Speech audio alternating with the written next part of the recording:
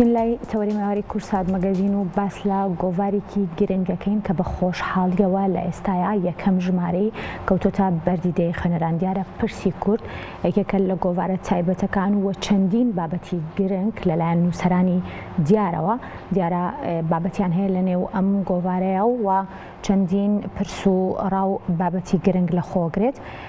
دیارە ئەمڕۆ بۆ قسەکردن لەسەر ئەم گۆڤارە و هەروەها دەرچوونی گۆڤارەکە و ناوەڕۆکەشی زۆر بەڕێز جەمال مەلاساید کە بەڕێزیان سەرنووسەری گۆڤارەکەن میوانی کورسات مەگەزینە. کاک جەمالگیان سڵاو لەبێ، زۆر بەخێربێت. زۆر سوپاس بۆ تۆ. دەست پێک وە بزانم چی وای کرد پرسی کورد ببێتە گۆڤارێک؟ زۆر سوپاس بۆ جەنابتان. دیارە گۆڤاری پرسی کورد لە ئەنجامی ئەوەی کە ئێمە پێشتر گۆڤاری شارباژەرمان هەبوو، گۆڤاری شارباژەر 25 ژمارەمان دەرکرد و 7 ساڵ خەریکی ئەو زۆر جار بابەتمان بووە هات بابەتەکان لە ڕۆژهەڵاتەوە یا لە شوێنەکانی ترەوە یا لە هەرێمی کوردستان بابەتەکان پەیوەست بوون بە کوردستان گشتیەوە. بۆیە ئێمە بیرمان لەوە کردەوە کە گۆڤارێکی تایبەت بە پرسی کورد بە هەر 4 پارچەی نەک هەر 4 پارچەی کوردستان بەڵکو 5 پارچەی کوردستان، چون کوردستانی سووریش هەم تا لێرەدا ئاماژەمان پێداوە کە بەشێکی کوردستانە، هەموو بەشەکان و پرسی کورد خۆی لەوەدا بینێتەوە کولتور و ئەدەب و هونەر و سیاسەتی هەموو ئەو بەشانی کوردستان لەوێدا بخەینە ڕوو. زۆر باشە. اینجا پێم خۆشە بزانم کە با بڵێم یەکەم ژماری ئەم گۆڤارە چۆن دەستان پێکردواتە کێنە و کەسانی کە بابەتیان لە نێو گۆڤارەکە بوونی هەیە؟ چەندین نووسەر کە لە ناو گۆڤارەکە لە کوردستانی ڕۆژهەڵات لە ڕۆژهەڵاتی کوردستان و هەروەها لە باشووری کوردستان تایبەت بە سیاسەت و کولتور و ئەدەب و هونەر بابەتیان نووسیوە. ئەو بابەتانە کە گرنگن بە کولتور و ئەدەب و هونەر، بۆی ئێمە پێمان باش بوو کە ئەو گۆڤارە دەربکەین و ئێمە حەزمان کرد کە ئەو گۆڤارە بە کورمانجی باکوور دەربکەین چونکە پێویستە. بەڵام ئێمە گرفتەکەمان لەوە بوو کە ئێمە کورمانجی باکوور و کورمانجی ناوەڕاست سلێمانی ناوەڕاست پەیوەندیەکی ئەو تۆمان نییە بەڕاستی تاکو ئێستا وەکو پەیوەست نییە بەیەکەوە. ڕۆژهەڵاتی کوردستان لەگەڵ باشووری کوردستان لەبەرەوەی بواری سۆرانی زمانەکان زمانی سۆرانیمان زمانی سۆرانی کورمانجی زاراوەکان و زاراوەی هەورامی گۆران زازاری و هەموو ئەو زارانە ئێمە پێویستە بە زمانێکی هاوبەشمان هەبێ. ئێمە ویستمان بە دوو بەش بیکەین، بەشی زارەکانی تری کورمانجی باکوور بۆی کە ئێمە خاڵێکی هاوبەشمان هەبێ لە بینی باشوور و باکوور و هەم ڕۆژئاوا و هەم ڕۆژهەڵاتە. بەڵام بەداخۆ زۆر هەوڵماندا تاکو ئێستا ئێمە وەکو پێویست نەمانتوانیوە خاڵێکی هاوبەشمان هەبێ، زمانێکی ستاندارمان هەبێ بۆ ئەوەی لێک تێگەیشتنێکە بێت لە نێوان بەشەکانی کوردستاندا. دەستخۆش. اینجا لێرە هەندێک بابەتی جیاوازە بینم. یەکێک لە بابەتەکان بە نیشتیمانیکردنی نەوت و گازە سەرەتایەک بۆ ڕزگاربوونی کورد و کوردستانە کەمە کۆمەڵێک بابەتی گرنگن و بابەتی سینەمایی ئەبینم، بابەتی شانۆیی ئەبینم و ئەم بابەتەش زۆر سەرنجی من ڕاکێشا ژنی کورد لە مێژووە.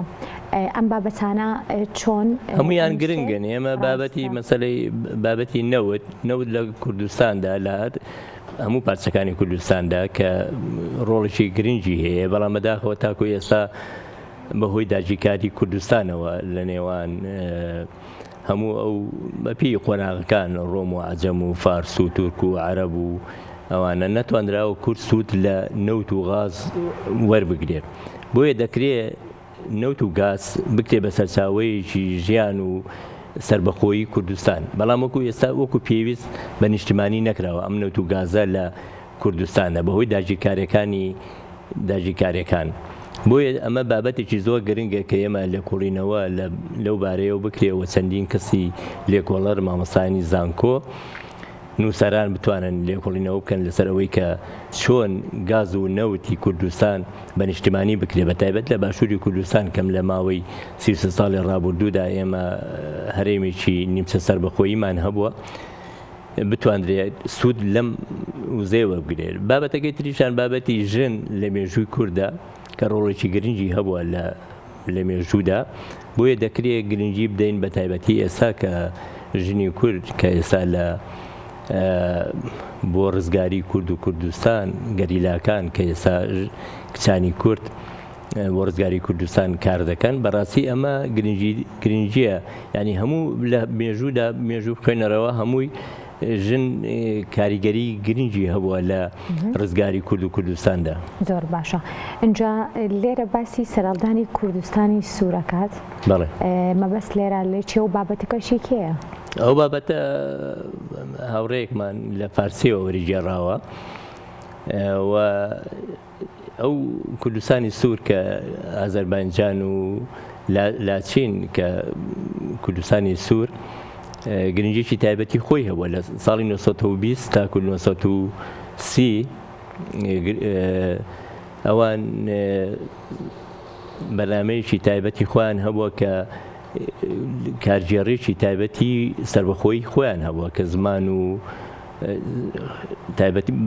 تایبەتی خۆیان هەبووە بۆیە دەکرێت کوردستانی سوور گرنگیی زیاتری پێ بدرێت بۆی ئێستا لە کوردستانە کە باز دەکرێت ئەڵێ 4 پارچەی کوردستان بەڵام نەخێر 5 پارچەی کوردستان چونکە ماوەش بەشێکن لە کوردستانی گەورە ئەگەر ڕۆژێ لە ڕۆژان هەبێت ئەگەر بە کۆنفدرال 4 پارچەکە خۆی گرفتە بۆ دوژمنانی جاوەڕ ئێستا بێتە 5 پارچەیە خۆی کورد لە هەر شوێنێکا بێت ڕۆڵێکی گرنگی خۆی هەبووە و داگی کارێکە وای لێ کردووە بەڵام ئەگەر ڕۆژێ لە ڕۆژان ئەگەر کۆنفدرالیش بێت هەموو پارچەکانی کوردستان بەشەکانی کوردستان بەشێک بن وەکو ویلایەتە یەکگرتووەکانی ئەمریکا بتوانێت هەرێکە و ئەسێرەیەکی تایبەت بە خۆی هەبێت بۆ کوردستانی گەورە ئەوە زۆر گرنگە.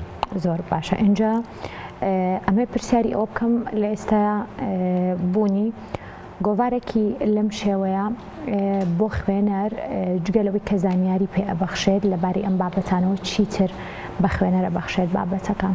ئێستا بەهۆی سۆشیال میدیا گۆڤار و ڕۆژنامەکان بەنسبەت ڕۆژنامەی گۆڤار ڕۆژنامەی کاغەز زۆر کەم خەڵک خوێنەری هەیە بەڵام چێژێکی تایبەتی خۆی هەیە بۆی ئێمە هەوڵی ئەوەماندا کە بتوانین ئەگەر بۆ ئەرشیفیش بێ ئەگەر بۆ مێژووش بێ ئەو گۆڤارە بەردەوامی پێ بدەین وە لە داهاتوودا بۆ ئەوەی کە بتوانین ئەوەی کە من زۆر گرنگ بوو بەلامەوە بەیەکەوە بەستنی بەشەکانی کوردستانە بە تایبەتی زمان و کللتور و زمان کە جیاوازیەکانی زمان و کللتور لە بەشەکانی کوردستان بە تایبەتی ئێستا باشووری کوردستان و باشوور و ڕۆژهەڵات پەیوەندیی باشەیە بەڵام باکوور و ڕۆژئاوا لەگەڵ باشوور و ڕۆژهەڵاتە پەیوەندیی لاوازمان هەیە چونکەم ئەو بەشەی کورمانجی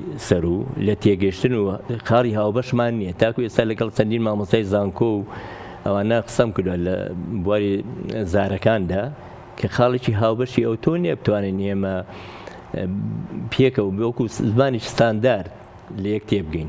زۆر باشە. اینجا پێم خۆشە بزانم کە بۆ ئایندا واتە بۆ ژمارەکانی تر ئێوە توانن کە بابەتی نووسەرانی تر وەربگرن یاخود کۆمەڵێک مەچتان هەیە بۆ ئەوەی کە نووسەران بتوانن بابەتەکانیان بۆ ئێوە بنێرن یاخود نەخێر ئێوە لەگەڵ کۆمەڵێک نووسەری دیاریکراوە کار لەم گۆڤارەیەکەن؟ ئێمە نووسەرەکان دیاریکراو نییە دیارە ئێمە کۆمەڵێک هاوڕێمان هەیە لە نووسەران بۆ نمونە کاگعتا چاپخانەی کارۆ کە بەرپرسی بەشی چاپ و هونەرە کاک داناس نوێنەرمانە لە ئەوروپا کاک مامۆستا سەرهەنگ لە بەشی مێژوو لە سلێمانی لە باشووری کوردستان هەروەها کاک عومەر ئیسماعیل قەڵاتزەی ئەوە بەڕێوەبەری نووسینە هەروەها کاک بیستون عەلی کە ڕاوێژکاری یاساییە ئێمە ڕاست ئەسعەد کە بەشی ژنانە بەرپرسی بەشی ژنانە ئەوە کە نووسەر و توێژەرێکی زۆر بەتوانایە.